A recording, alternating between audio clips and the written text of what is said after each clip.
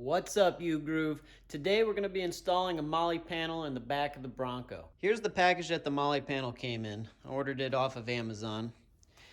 The instructions were just kind of bundled in here. They're not stapled, they're just able to free float. Everything looks nice and bubble wrapped. We had a hardware package that I already opened here.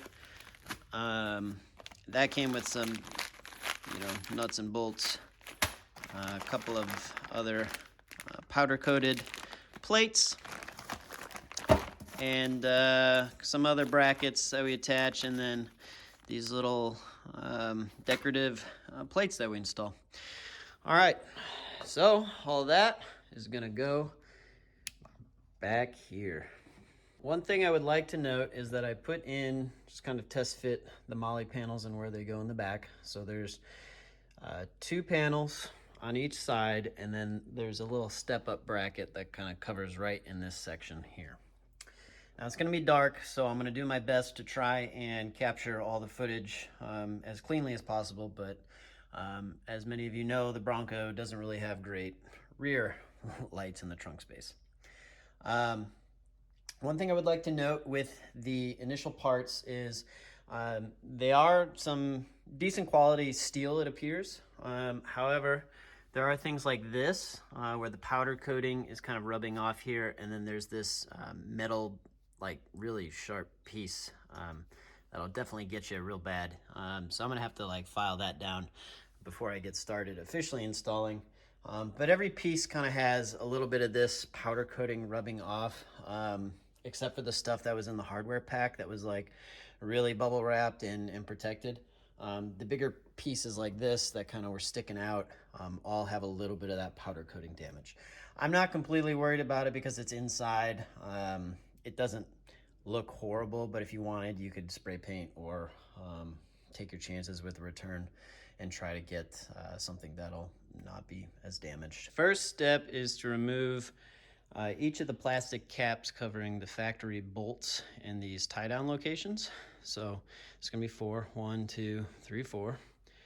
And the tool we're gonna be using is either a trim removal tool. Highly recommend it. I believe these are pretty simple to get off. You could just pop them. There's 2 bolts. One thing I'm gonna try to figure out is if my, I have a cover that goes over this. It's just a plastic mat to kind of protect the base here. I'm gonna see if I can install that with this. It's just a simple rubber one that kind of just goes over the top, and hopefully I can just trim it a little bit if necessary, but we'll see.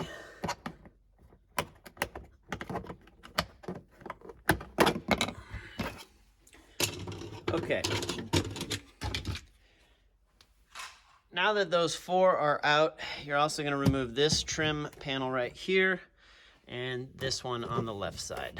Now, it might be as simple as just pulling, or the trim removal tool comes in handy. Yeah, looks like they're those plastic clips. So, oh, okay then. This should help without marring, but we'll see. All right.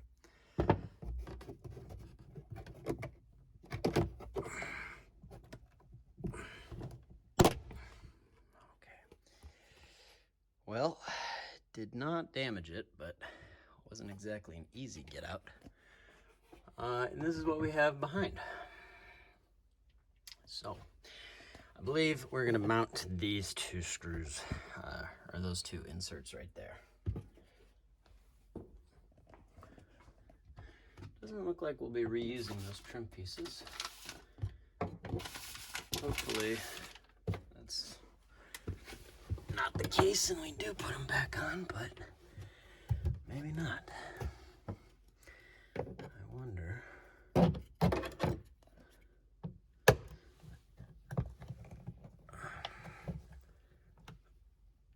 It's hard to do with one hand. All right, well, you get the idea. I'm gonna pop this off. Okay, the next step is pretty much gonna be taking these pieces, and that's what's gonna go up in here. So horizontal side, facing outwards, and we mount them just like this. One funny thing I found is it says to use these M8 screws. There's number 5 here, M8 hexangular screw, and no hexagon nuts. All right, I'm gonna go ahead and put these in next.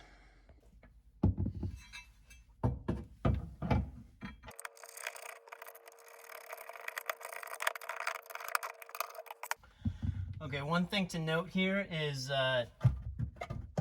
you could probably drop something down there, but you might be unlucky if you hit back here in these holes. Wouldn't advise dropping anything. Just use a little screwdriver or whatever you Allen wrench to get in there.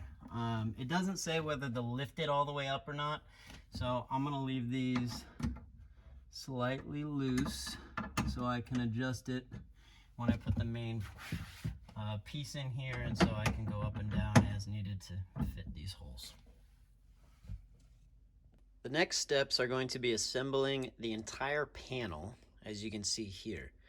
So I'm basically going to take top and the bottom portions, sink them together, put the little clips on, and then we stick it all in. Here are the 2 assembled sides that are going to go in, left being on the left, right being on the right. Let's place them in there and do a test fit. Here it is, test fit in.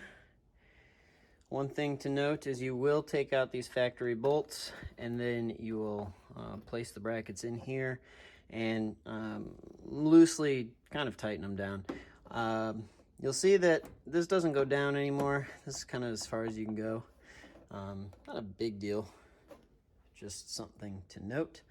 Now it's just a matter of kind of lining the rest of this all up and cinching it down. So I'm gonna have to raise up a little bit here, but this kind of gives you an idea of what it looks like inside the Bronco.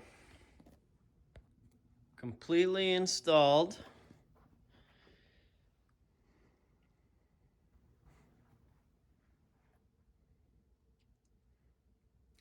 So a couple things to note that I had, I guess, difficulties with was here. This kind of bent sideways, whereas the other side looks much cleaner. I also didn't use the bolts that they suggested because the washers were falling into this. So I reused a bolt I had from another project here on the Bronco. The other thing to note is that getting these in position are quite a pain, and then you cannot put your covers back over these because they're basically blocked off. So this is the range of motion you have on these as well. So they don't go fully down, they don't go fully back into place. So I don't know if there's a way that they could, re-engineer this a little bit, but that's kind of just doesn't look as clean.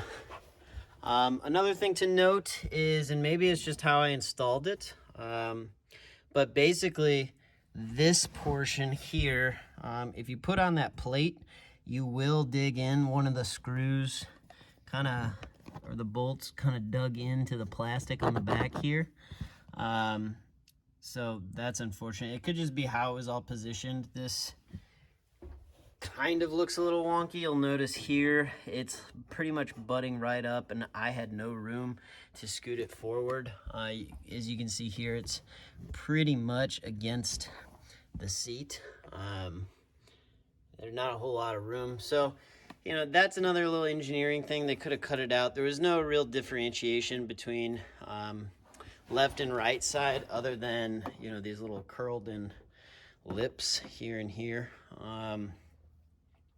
You can put your plate or your cover back onto this side. It looks pretty good far as these cutouts go. This one, however, hard top, you know, washer, I'm not going to be able to hook that in. I played around with a few of the adjustments, and again, it could have been just due to how it was positioned forward or not, but that's a little unfortunate as well. And you can kind of just see the quality here of the powder coating and whatnot. So these brackets do go up and down. A lot of this is adjustable. You know, you can kind of see here sideways. There's one that on this part that's up and down basically. So you have a lot of adjustability, but to dial it all in and get it correct is just quite a challenge. You know, this side came out a little bit better. You can see they're pretty much right up against here. And it follows kind of the lines nicely. But again, you know, you can't put these covers on. You cannot use any other covers that go over the top of, you know, this if you wanted to protect your backside or your trunk space. So that's something else to consider as well. You know, you can, I guess, do a custom cutout if you wanted to, but you'd have to put in some work for that. And then, you know, again, if I use the one that I had, it goes all the way around on the insides and has a little cutout here. You know, with these, you wouldn't be able to pull it out, and you wouldn't be able to use your, get to your spare jack. So those are just kind of some of the caveats of these particular Molle panels from Broaddict.